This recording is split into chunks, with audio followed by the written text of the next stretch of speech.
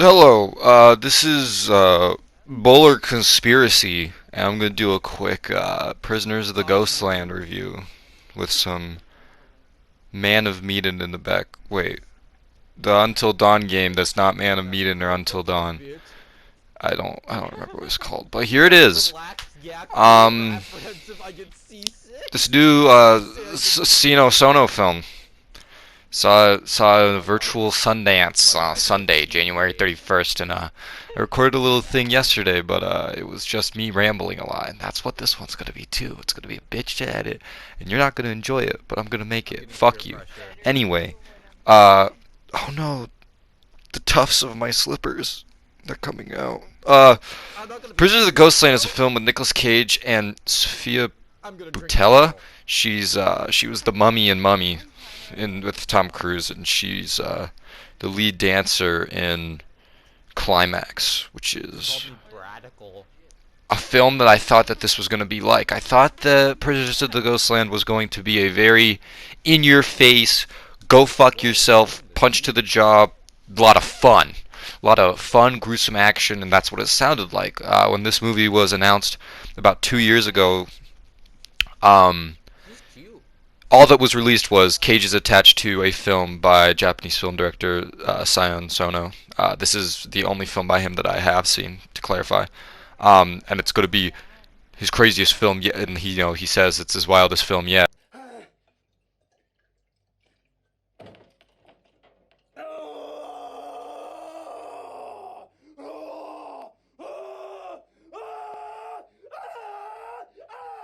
And all we got was a little thing of text that said, "Hey, in this movie, Cage is going to be in a leather bodysuit with grenades on him, and he's going to save the president's daughter." And that concept was just like, whoa, this is going to be the greatest film ever made. And so then I found out for $15 I could watch it at Sundance, because Sundance went virtual, because it's COVID. And so I said, fuck it, I'm going to pay $15 and I'm going to watch this movie. Very base thoughts. Nicolas, Sofia, Bill, Moseley, Nick Cassavetes, or some shit. Nick. I'm not. I'm bad at name. uh, all performances are great.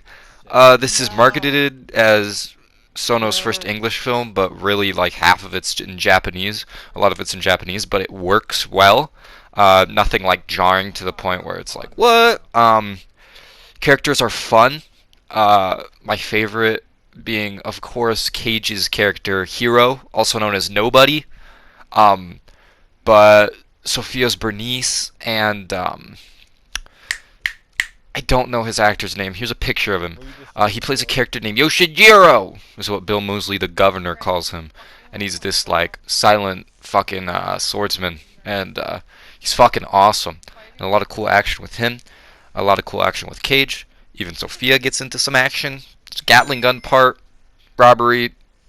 It's all cool. Visually, this movie's great. The production design is really fucking good. Everything looks really nice. The visuals are awesome. It's pretty to look at.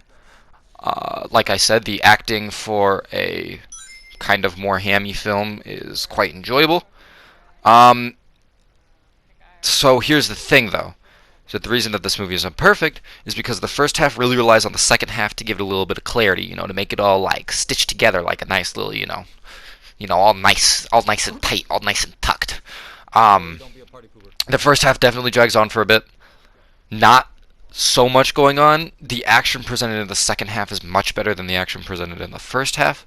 A lot more stuff going on in the second half. First half is really just setting everything up for 50 minutes, which is what you wouldn't expect in a film like this from on paper.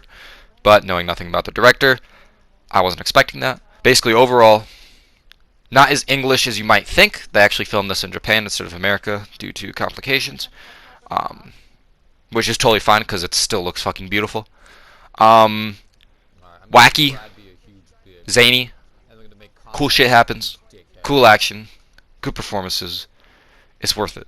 It's worth it. You should see it. Yeah. Here's spoiler talk. All right. Hello. Welcome to spoiler talk. Today we're gonna talk about Prisoners of Ghostland. Spoilers. I'm just gonna go through the whole entire movie beat for beat because I don't give a fuck. All right. We start out in a bank robbery with, and I'm gonna refer to them by. I'm gonna try to refer to them by character name. Okay. With Hero and Psycho. All right.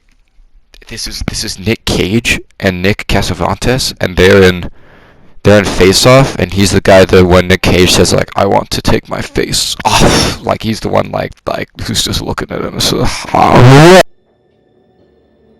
like to take his face off.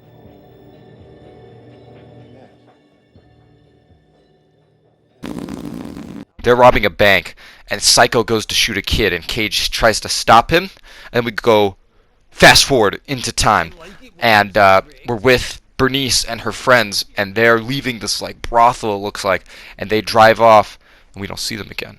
Cut back to Cage. He's in a jail cell in this kind of like western fucking looking place, like this, and it's called Samurai Town, but you know it's western. Cage is in just a loincloth. According to people, after he takes loincloth off, he's got a massive penis, so I'm glad they got that right. Bill Moseley is the governor. Governor says, "Hey, you killed all those people in that bank robbery." He's got a very southern drawl, and he's got this homie, and he goes, "Yasujiro!" That's what he calls him, so that's what I'm going to call him. You know, he fucking butchers it, because, you know, he's an American. And he's like, listen, my, daughter's in the Ghostland. I need you to go get her. And then Cage is like, okay. But he doesn't really say anything until like halfway through the movie. And he gets this suit on and he puts it up, like he zips it up and it locks. And he says, if you fail to deliver her in 3 days, those are gonna blow up. Have her speak her voice into your fucking like microphone and you'll get more time. Fuck it. There's also bombs on your arms and on your penis so that you don't get violent and you don't have sex with people. And then Cage goes off in a car, and he drives away, and goes into the Ghostland.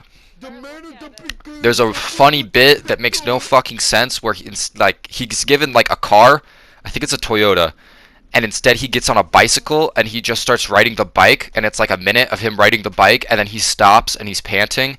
And then Yasujiro comes up in the Toyota and just like gets out, and Cage is like, right, not enough time, and then takes the car. It's fucking stupid, but it was funny, okay? Fuck you.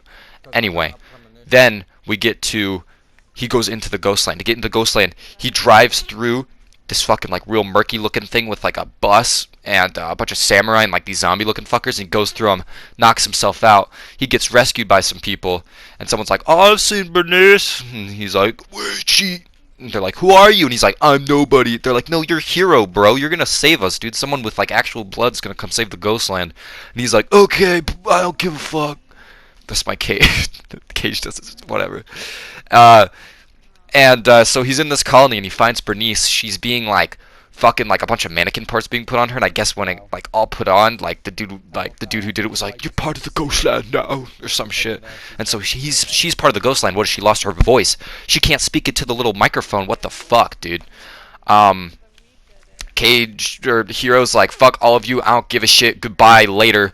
There's a character named Ratman who saved him, who's just like, he talks in a distorted voice, like I don't remember his name, but in the Transformers 80s movie, there's that guy who talks like this, and he goes bing bong ding dong or whatever. He kind of talks like that, where you can't understand a word he's saying. It's awesome. Have a nice day, and please close cover before striking, friends. Reap it or rooty, so say the junction. So Cage is leaving, and he takes all the mannequin parts off her, and she fucking and then he's like, "I need you to speak," and she doesn't speak at all. And so he's giving her water, and she just regurgitates it. Apparently, this gets Cage a little idea in his head, and because he has said idea, the the ball near his ball starts blinking and blows up.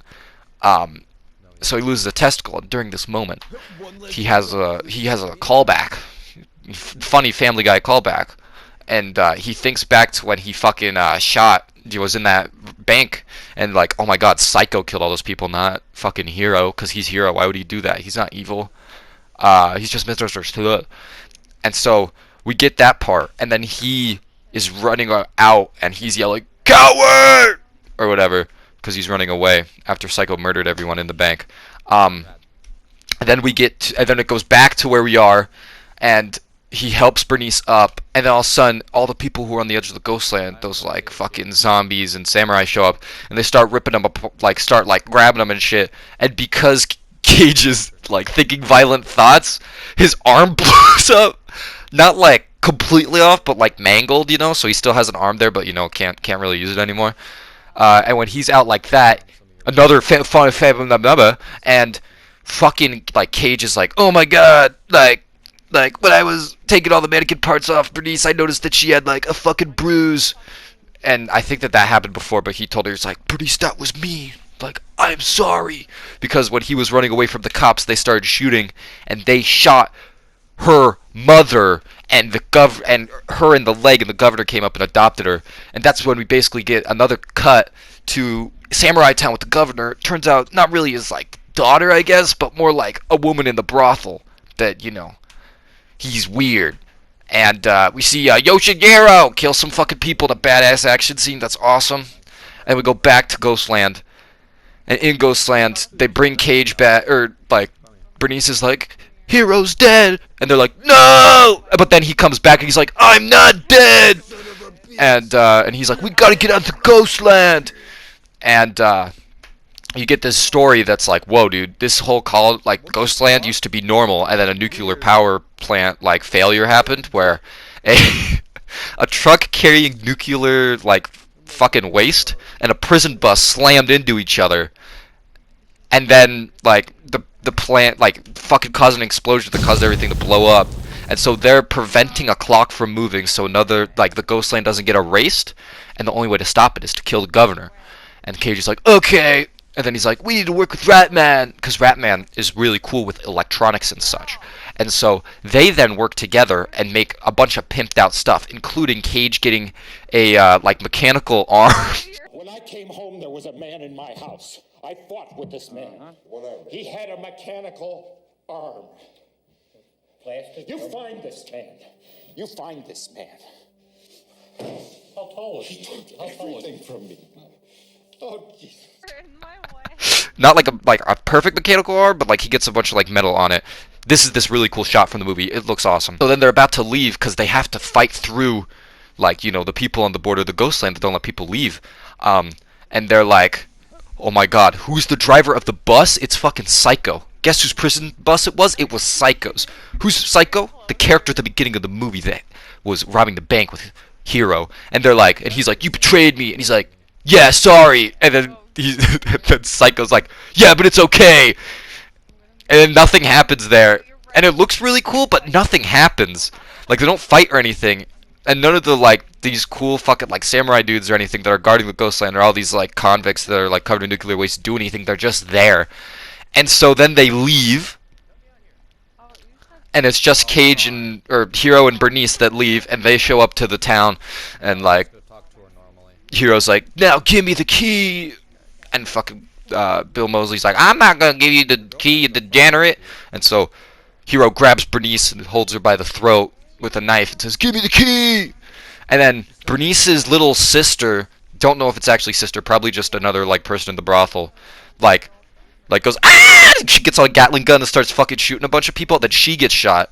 The one emotional part in this movie is her asking Bernice if she's gonna die. And it's a little jarring because she's speaking. Is she speaking Japanese, or am I just... I'm flatlining right now. I don't fucking remember. But she's like, am I gonna die? And it's actually, you know, it got me a little... It was like, whoa. This stupid movie is making me feel something. And then revealed, Cage's atomic arm thing is actually a fucking sword. A sword, like, shoots out. Like, Robocop has, like, that, you know, like, that little thing that pops out so he can access, like, terminals and stuff. He also could stab people with it.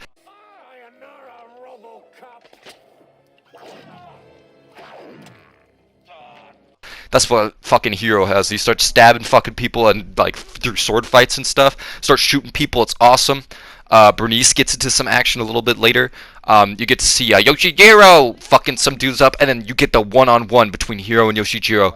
and it's fucking awesome, and it's sweet, and it's cool. The blood is exaggerated and awesome. It looks awesome. It's awesome. And like Bill Moseley's like Yasujiro, Bernice, where are you? Because he's scared because he's about to die.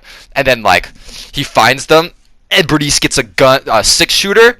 And she says something cool that I don't remember, and shoots him 6 times in the chest, and he dies.